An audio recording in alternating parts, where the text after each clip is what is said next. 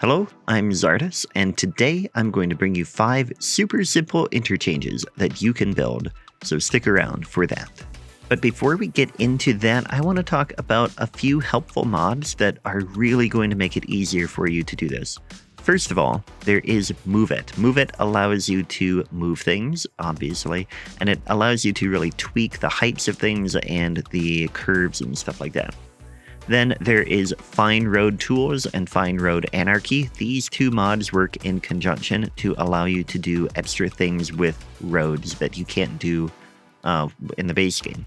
Then there is the Network Multi-Tool. This allows you to very easily create ramps, and you'll see me do that a few times in this video, where you just select a couple different segments of your road and then it pretty much builds the ramp for you, and that's really helpful.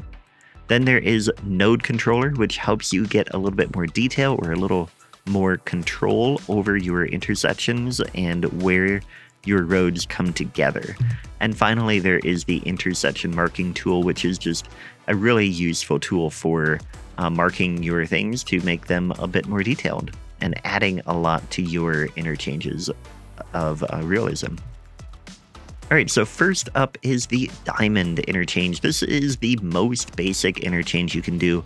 The first step you want to do is to build an overpass or an underpass underneath the highway if you want to do it that way. Then the next thing is you want to add the ramps. They're very simple. They just go right from one road to the highway and in each direction.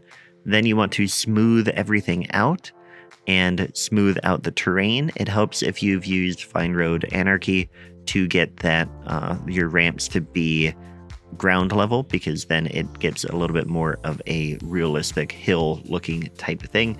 And finally, you can just detail your intersection or your interchange right then. Next up is the Dogbone Interchange. It is a little bit more complicated than a diamond, but it really doesn't have all that much more traffic flow than a diamond. It does improve traffic flow a little bit because you don't have the potential for traffic lights. You essentially have 2 roundabouts on each side of the diamond interchange, but then it doesn't really improve flow all that much.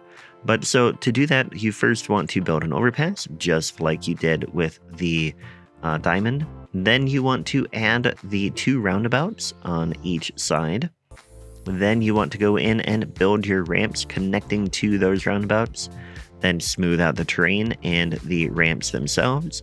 And finally, detail and add a bit of detail to those roundabouts in particular and get the lanes working just the way you want to with Traffic Manager President Edition, which is a mod I didn't mention earlier, but that is also useful.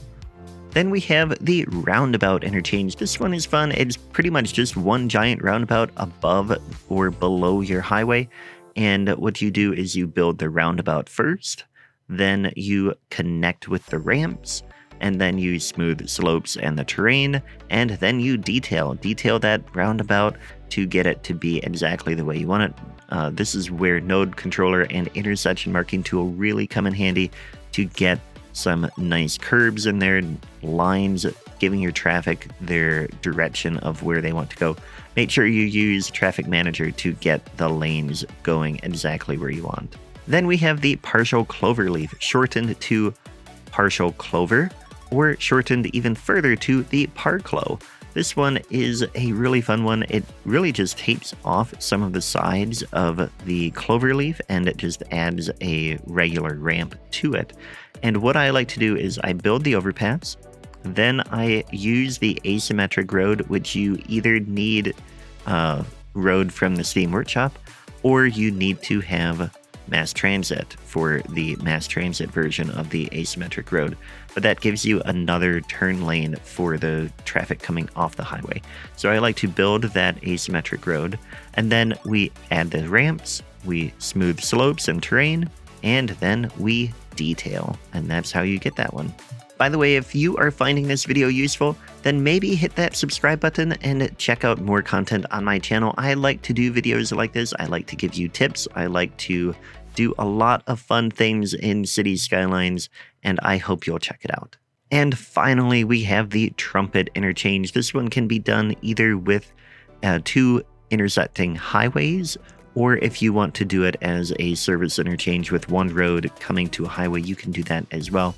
What you do is you get the it's kind of like a ramp. It's supposed to look like a trumpet in a horn in a sense. But anyway, you get the highways in place. That's what I like to do. Then you get the ramps connected.